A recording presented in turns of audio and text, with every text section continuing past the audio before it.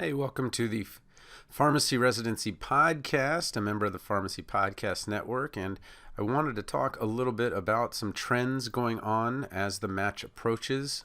So first thing, Strong Residency Letter of Intent, the book. You can, if you've got Kindle Unlimited, there's no reason not to download it. It's a book that will take you about an hour and a half to get through, but I go over all of the mistakes that I've seen that you don't want to make as you're thinking about writing your letter of intent. And I recommend writing it now if you're a P4 or in your final year, because what it really does is it's a moving document. You keep working on it, and as you kind of change what you're interested in, it kind of changes. And it really helps to put it down on paper. You keep saying, I don't know what I want to do with my life, but if you were to try to write it down, it starts becoming much more clear. I don't know why that happens, it just does. You can also find free template at residencyhelp.com/letter. I have it in docx and PDF.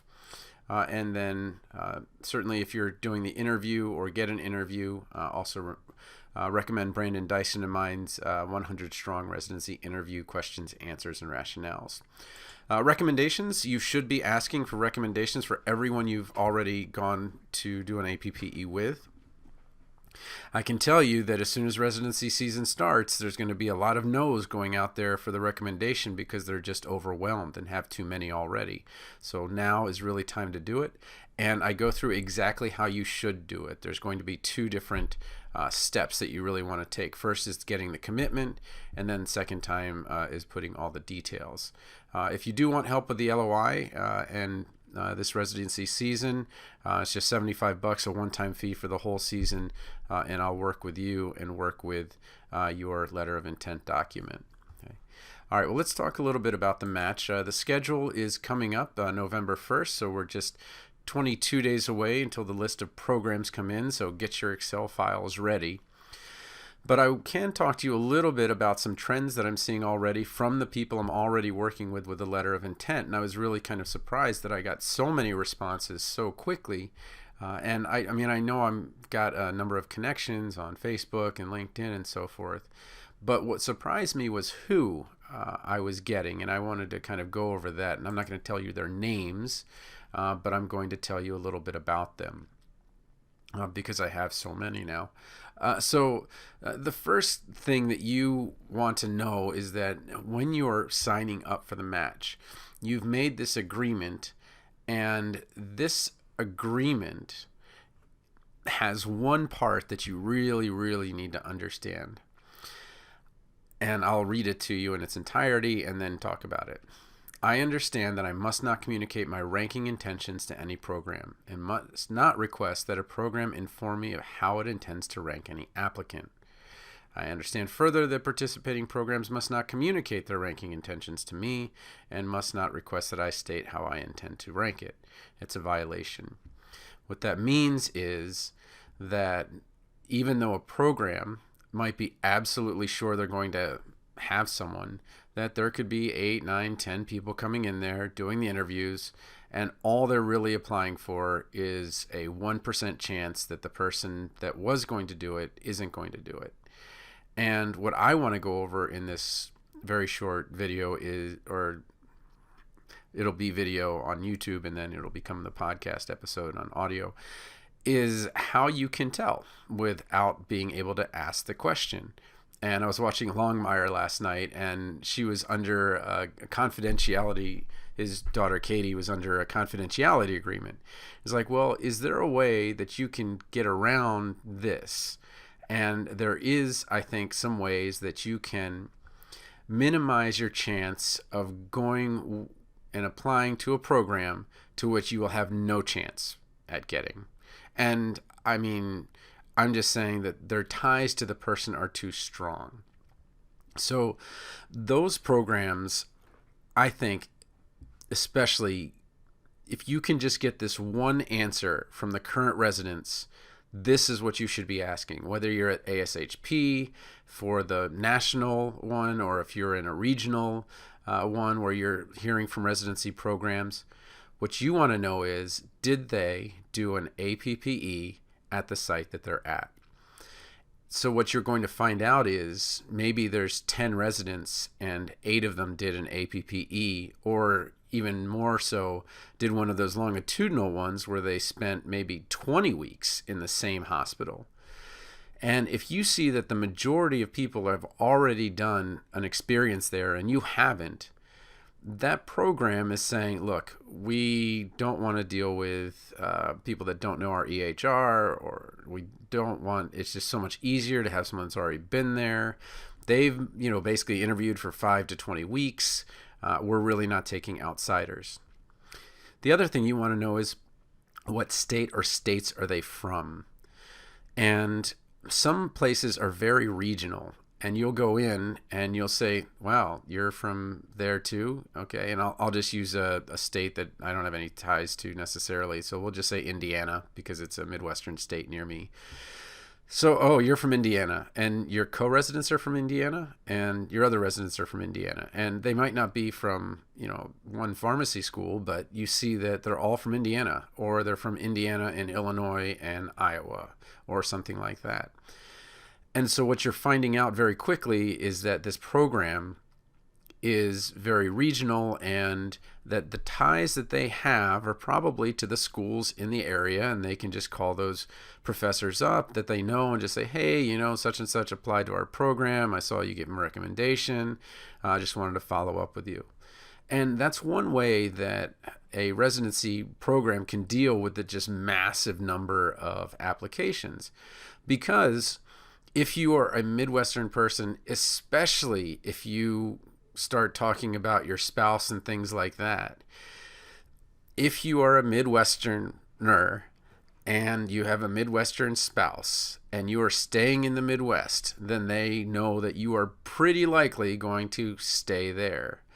If you're applying from way outside of the Midwest, coming in with a non-Midwest spouse, then they're thinking you're not going to stay. So what's the point of doing a residency, training you for a year, and then you're someone that we might not be able to use at our own hospital? So you want to get an idea from this question, and the big question you want to ask is, where did you come from? Where did you come from your APPE? Where did you come from your school? Where did you come from your state?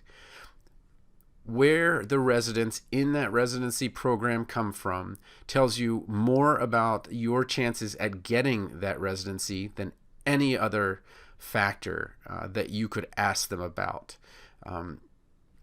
I know many people say the residency showcase is a waste, and it is the way that most people use it. It's the residency showcase, not the potential residency applicant showcase.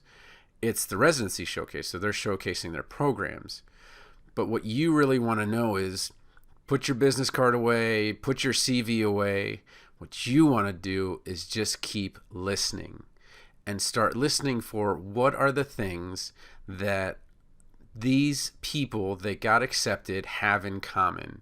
They all did multiple critical care rotations in their APPEs, or they all have certain leadership qualities, or they've all done research. Or what you're trying to do is trying to figure out what makes them the same, what makes them a cohesive group, and what was the group before them looking for, and then what is this group probably looking for.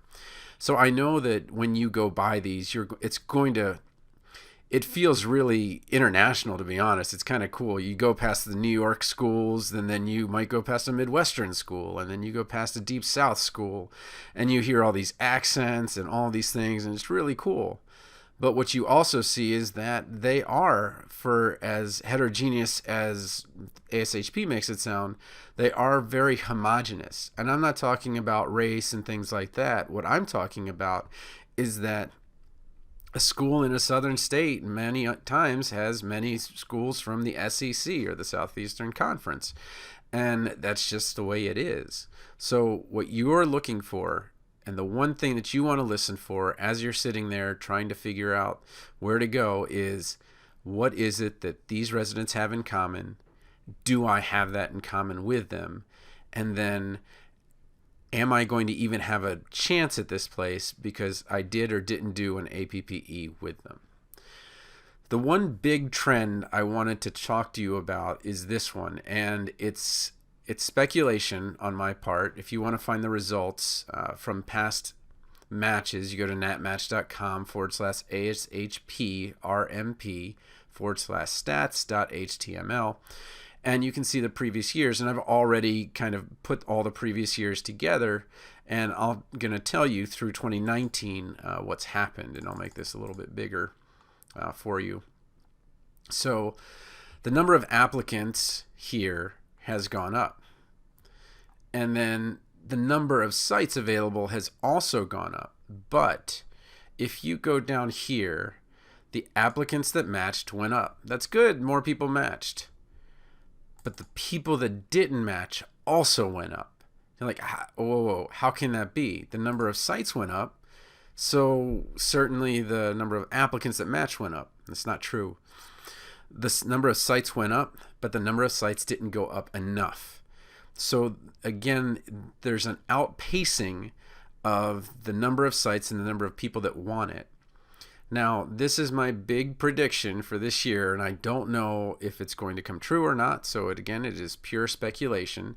But from what I'm seeing early on with the LOIs and who is coming to me, now I know that this could just be that, well, somebody who's not been in for a while would come to get some extra help because they aren't in pharmacy school now. But what I'm seeing is a lot more of these students are coming in. So to give you the numbers on PGY applicants, there are 2019 graduates, and they form 96%.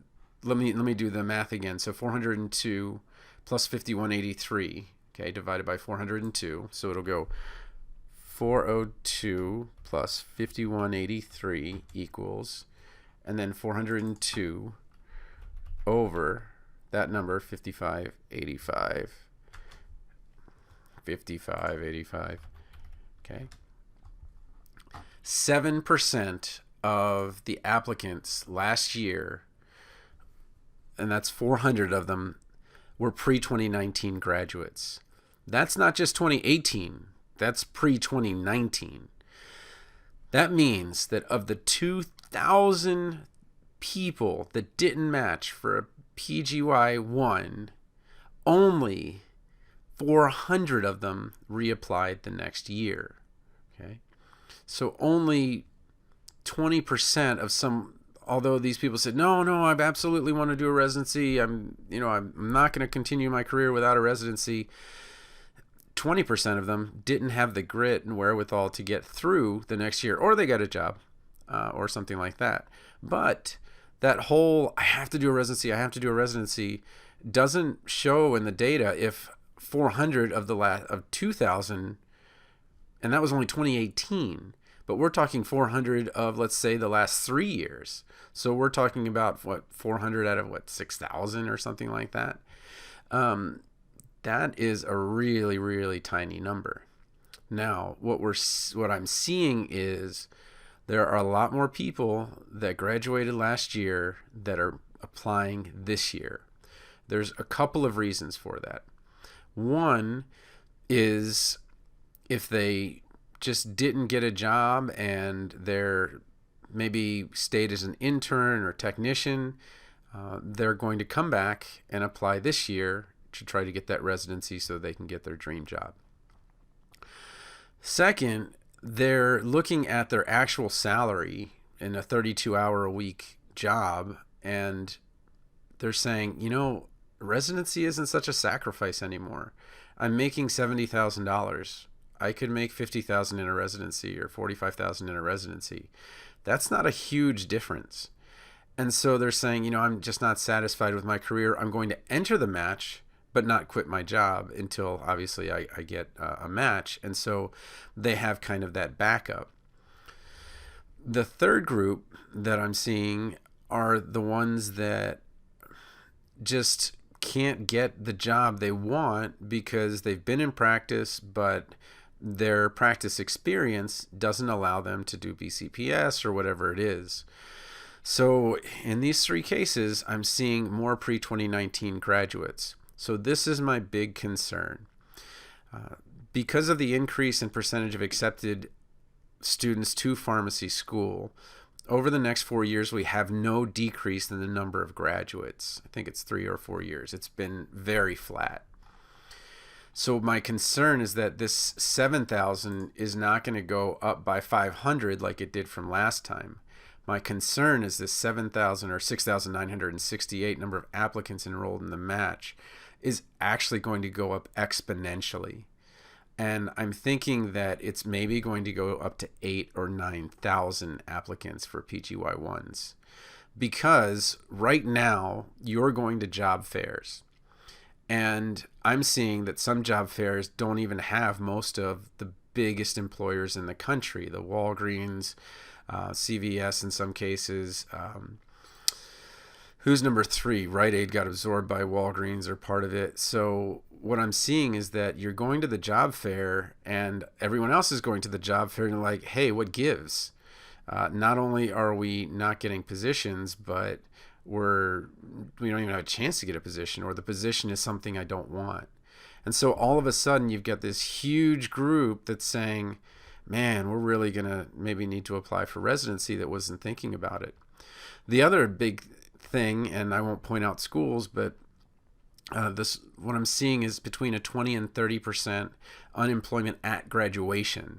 Now, the better data comes from 6 months out, but 6 months out isn't here yet. So we've got, graduate in May, so June, July, August, September, October, November. And so late November is when, or December is when they would have the data for 6 months out, but most schools don't put it up until January, if they put it up at all, because ACPE doesn't require that you post the employment numbers. They have some things that you do have to post, but employment isn't one of them, which is a little bit weird. So that's my big prediction, is that the number of applicants enrolling in the match may go up exponentially rather than 500 like it did last year. Maybe it'll go up 1,000 and 2,000 because all of these students are saying, you know what, I'm really not seeing an opportunity out there. I'm going to enroll in the match. And we'll kind of know when we get to Vegas and find out, how many are going. But we really won't know until the numbers come out in March. So my recommendation is that you obviously hope for the best. People get plenty of jobs on their way out of pharmacy school and don't try for residency just because they feel that they don't have other opportunities. But I would plan for the worst, which is to have an exponentially more difficult time matching, just because the number of new programs, which may be 200 or 300 again this year, is nowhere near the number of people that's going to keep applying, maybe another 1,000 or another 2,000. And again, the data show this, where there's this separation. The matched applicants went up, but the participating applicants that not matched also went up. So again, if you want my help with LOI, I'm happy to help you. You can use my free resources. Again, I'm doing this all because I can't control how many people that pharmacy schools accept. I can't control, I can't hire everyone. But what I can do is I can give you a much better chance at matching because it's a very different thing when you've seen a couple of 100 people and how they approach, especially the letter of intent, and you have that experience versus it being a one-time thing. A big example is buying your first house. You're going to make a ton of mistakes with it, and anyone who's done it knows it. But I was a real estate agent for a while, and I've helped people buy 300 homes. So when I look at a house, I know exactly what's wrong, what to look for, and things like that. This is probably your first shot at this.